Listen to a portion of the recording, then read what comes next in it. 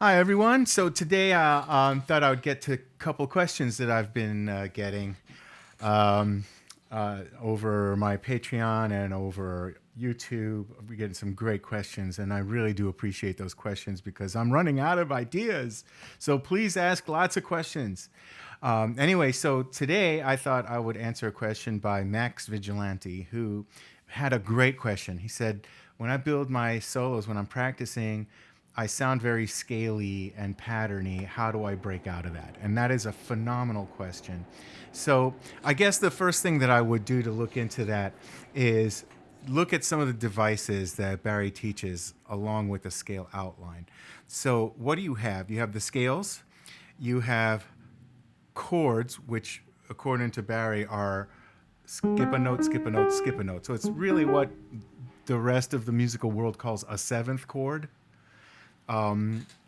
is what Barry calls a chord.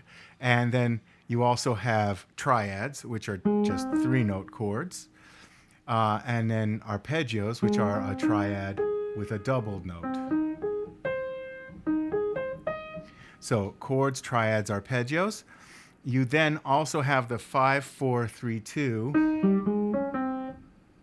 4, 3, 2. And so there's an actual whole video on that I will link to in the description on 5, 4, 3, 2 patterns.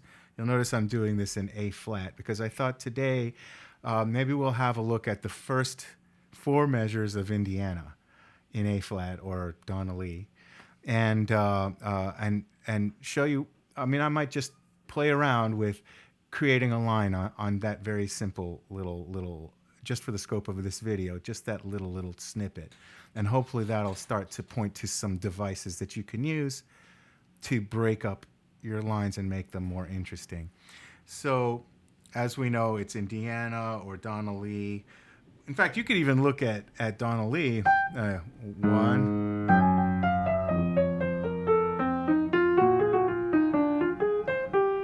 Is a perfect example. Using triplets, that's one that I didn't mention. Using triplets, it starts with the triplet, uses the half-step rule, then he uses pivoting up the chord, right? Pivoting is another one that I should have mentioned earlier. So you got 5, 4, 3, 2, scales, chords, arpeggios, pivoting. So for example, let's take Bird's line.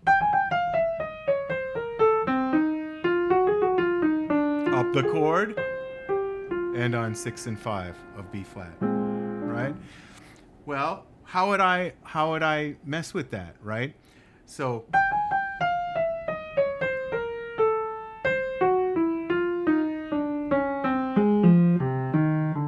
well, what did I do there? So I came down, and then instead of doing this pivot, I did, or something like that. I pivoted on a different note.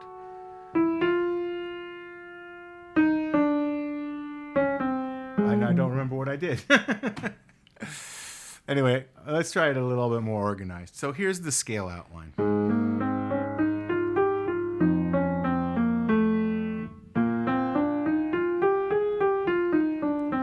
So the scale outline is A flat major up and down to the third of F. The third of F is A natural.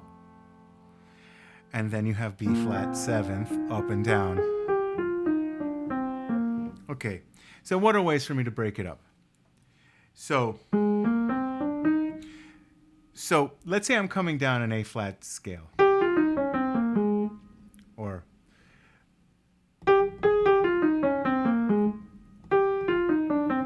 what if I reverse?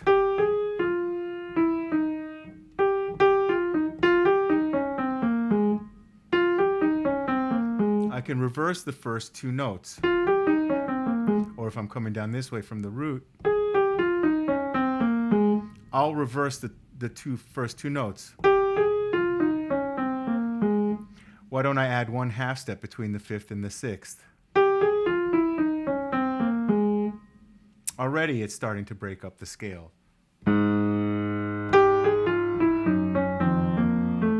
And the of course, we do end up on that F7, so we need to end on the third of F, which is A. So my quote-unquote line that I'm building now, instead of going, you know, it's going to be 1, 1.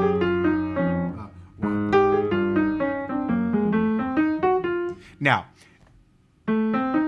here's coming up a chord, up the diminished chord. Now, that's a F7, right? Here's a chord, skip a note, skip a note, skip a note.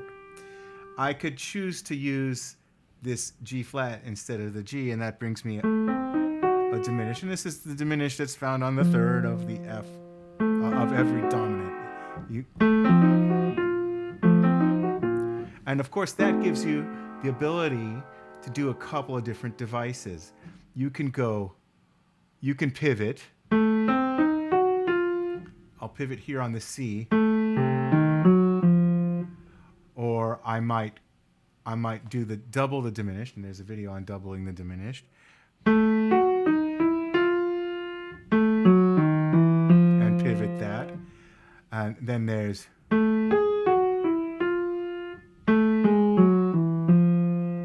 pivoting that, and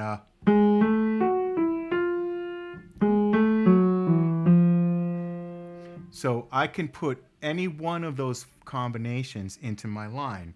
1,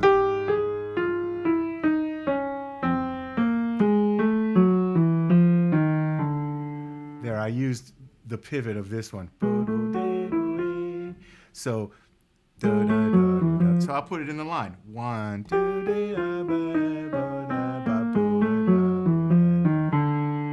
and that leads me right on the B flat.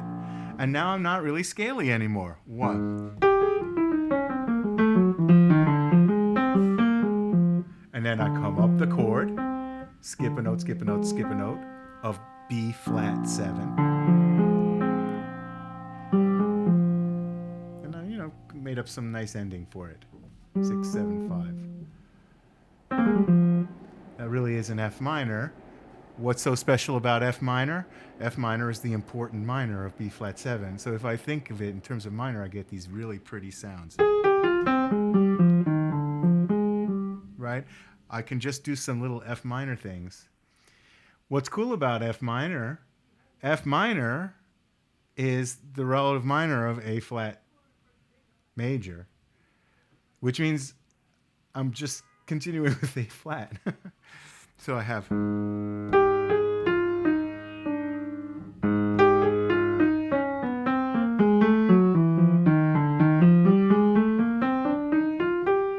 Well, that was totally scaley. But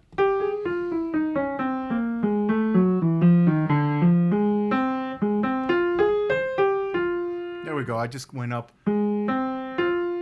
I went up a... This would be an F minor arpeggio, doubling the third. Okay, let's see what that sounds like.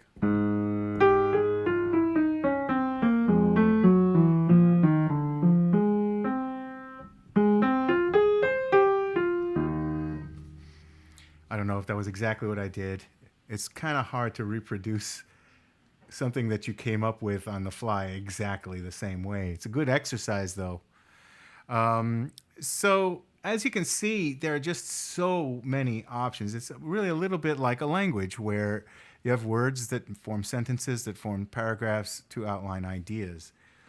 What if I came up the scale instead of coming down the scale? What would we come up with then? Well, what about this idea of reversing a couple of notes?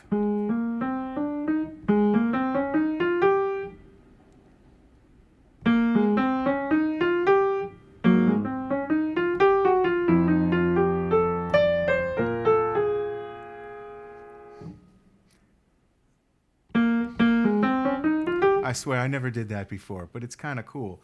What if I went from the 7th? 7, 6, 1, 2, 3.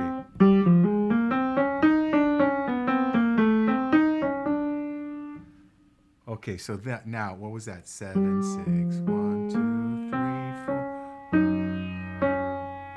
4. Come back down, I find myself on the 5th of the F7.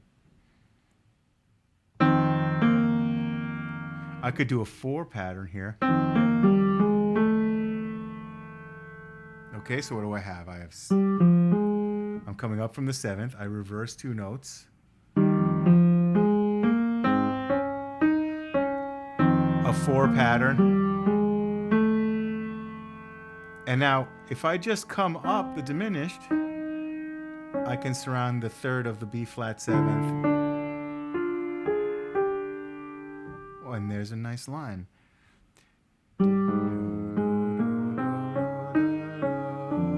What did I do?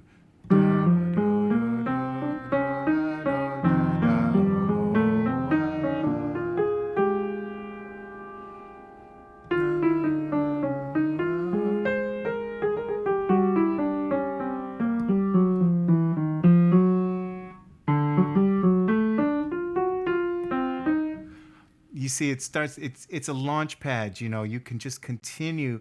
You start with one simple idea, and then you have to make it work out somehow. Let's pick a random number. Here's my favorite musical composition tool. Let's pick a random number. Okay, it says 2. I'm going to go from 2. Okay? And just to make it consistent, we'll go from beat 2. 1, 2, 3, 4. Now that's straight down the scale. How do we break that up? 1, 1, 2. I just reversed the first 2 notes. 1, 2, 3,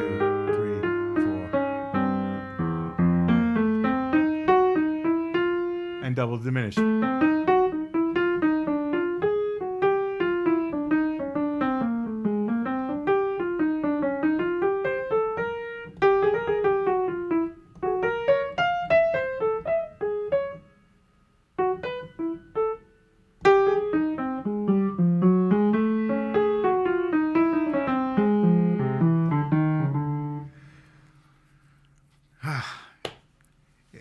It's a little hard when you have musical OCD and you can't stop. You just have to keep going. Anyway, so you can see we're even running out of time here on the video. I mean, up to 12 minutes, and I'm only working on the first 4 measures of the first phrase of Indiana. We've come up with so many ideas. So I hope that this actually provides a little bit of insight into how to use, what did we say? Reversing certain notes. 5, 4, 3, 2, we used a 4 pattern. Chords, pivoting those chords. And we didn't even get to triplets. Of course, that will earn me a dressing down by the master himself, because if you don't use triplets, you will get yelled at. And so make sure to use triplets. Anyway, that was a great question. It's actually a subject for many videos. We can definitely add some more installments on this topic because it's huge.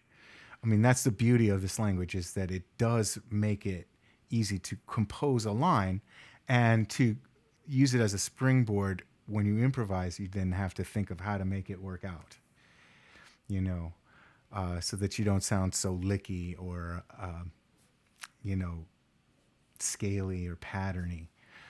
That's the real beauty of this system. So anyway, thanks for the great question. I'm going to try to increase my pace of putting out videos. Been a little tardy of late, and for that I apologize. But I'm going to get back into this. Please keep the questions coming. It's a big help. And if you do find these videos useful, please consider visiting my Patreon page at patreon.com/Isaac And yeah, see you on the next one. Keep swinging out there.